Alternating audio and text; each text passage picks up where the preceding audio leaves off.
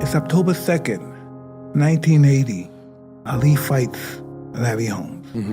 We go to Albany, New York. We live in Catskill. We go 30 miles north to Albany, New York, and we watch it on pay-per-view. After the fight, we got in the car. No one talked. So we drove 30 miles back to Catskill. We all opened the door. We all went to our rooms. We never talked. The next morning, Cus is on the phone with Muhammad Ali. And, whoa, my feelings are going back there.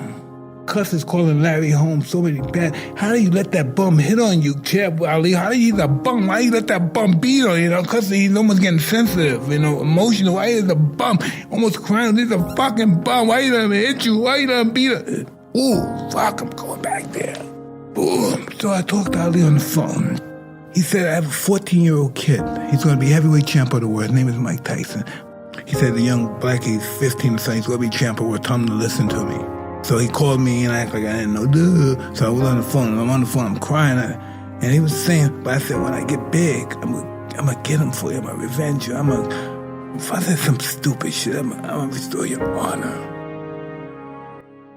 Before Iron Mike Tyson's brutal reign over the heavyweight boxing world, Kid Dynamite witnessed his hero Muhammad Ali fall to Larry Holmes in one of the most upsetting sporting events in history.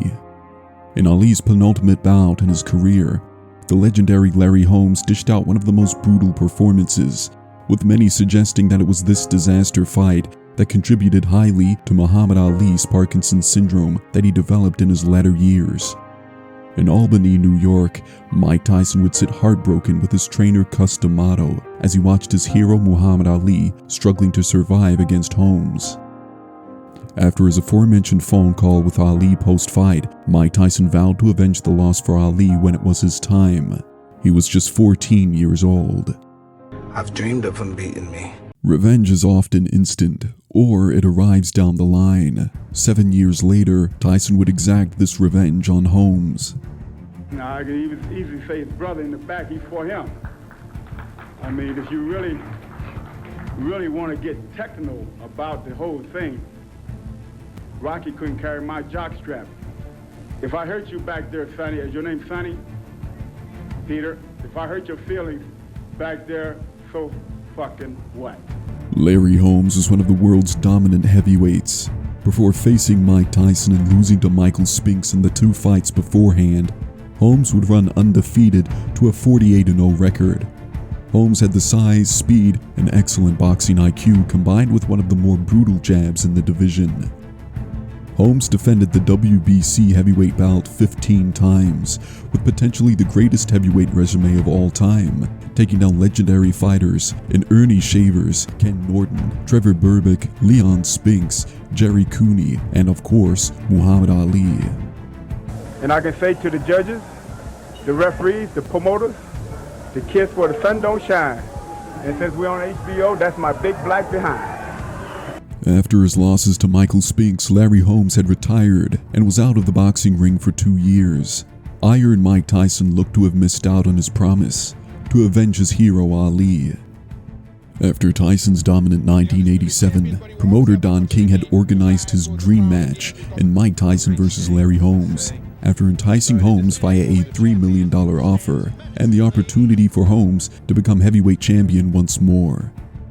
One thing I've seen, Tyson makes a lot of mistakes, and if he fights me dirty, that's what kind of fight it's going to be all night, because I didn't see a class of fight. I didn't see a guy that with class in there tonight. I seen a guy that throws elbows. I seen a guy that throws butts. I seen a guy that hits after the bell.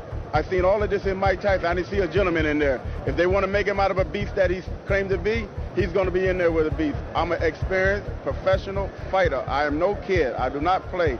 So if he wants to fight any way he wants to fight, I am capable of fighting any way anybody wants to fight. Larry Holmes in the pre-fight lead-up was exceptionally critical of Tyson, calling Tyson a dirty fighter, and that he saw Tyson as nothing more than a fighter that throws elbows and headbutts.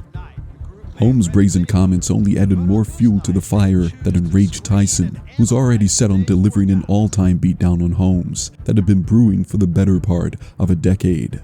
I'm going down in history, not Mike Tyson. He go down in history as an SOB. If he do happen to win the fight, down the line, he's going to destroy himself. Indoors, the action is hot. We're live at the Convention Center in Atlantic City, New Jersey. January 22, 1988, in a bout billed as Heavyweight History, a focused and firing Mike Tyson entered the ring.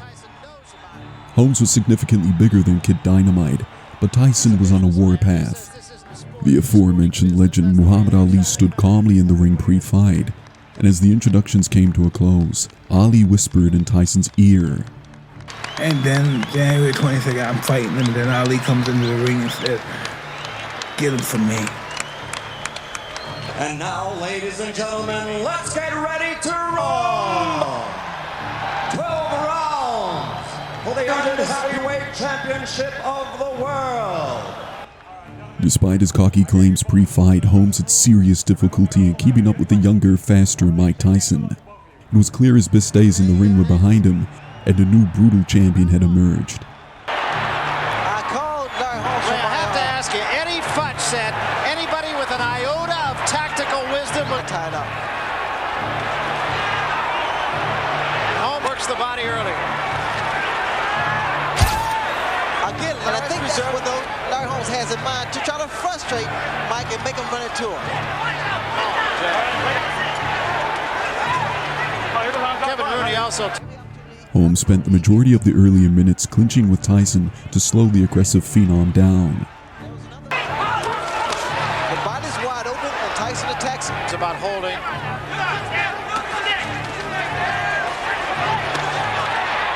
Here's the left Closer to hook. Larry at the end of the round with that wide combination of right to the body and a That's the right hand. There's a right hand lead by Tyson. That fell short. Caught to Larry on the but sometimes a great old fighter who appears to be shot can pull together one. In round 4, Holmes had utilized his jab to keep Tyson at bay, looking to create distance in the ring. Really into this, has been from the opening bell. Look at the jab. Larry hands it down. He's popping the jab. Tyson continued to break down Holmes, landing a right hand on Holmes against the ropes. After Holmes' initial clinch was broken, Tyson detonated a monster jab right-hand combination, dropping Larry. That was a right hand, and down goes Holmes from a crashing right hand. After rising to his feet, Tyson unleashed hell on Holmes, knocking him down once more. Sure. What? And down he goes again from another right. There's a full minute left in this round. Larry trying to clear it. Holmes answered the count, but Tyson would hammer Holmes with a powerful force, ending the fight with 7 seconds left in the round. It was a monster right hand that dropped Holmes for the 3rd time, with Tyson awarded the victory by technical knockout. Tyson just looking for the one shot. Well,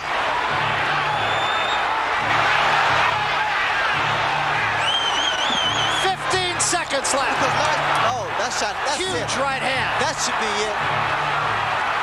And down goes Holmes. I'm going to be in. It's over. That's all.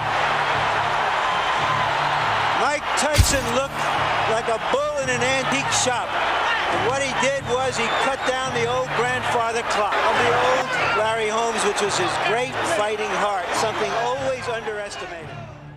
Tyson had delivered on his 7-year promise to his hero Muhammad Ali, punishing Larry Holmes for just 4 rounds of boxing.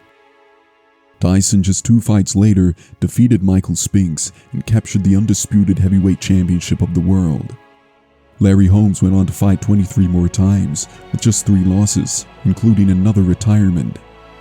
Holmes remarkably is one of the few fighters whose career spanned 4 decades, retiring permanently in 2002, and is arguably one of the greatest heavyweights of all time.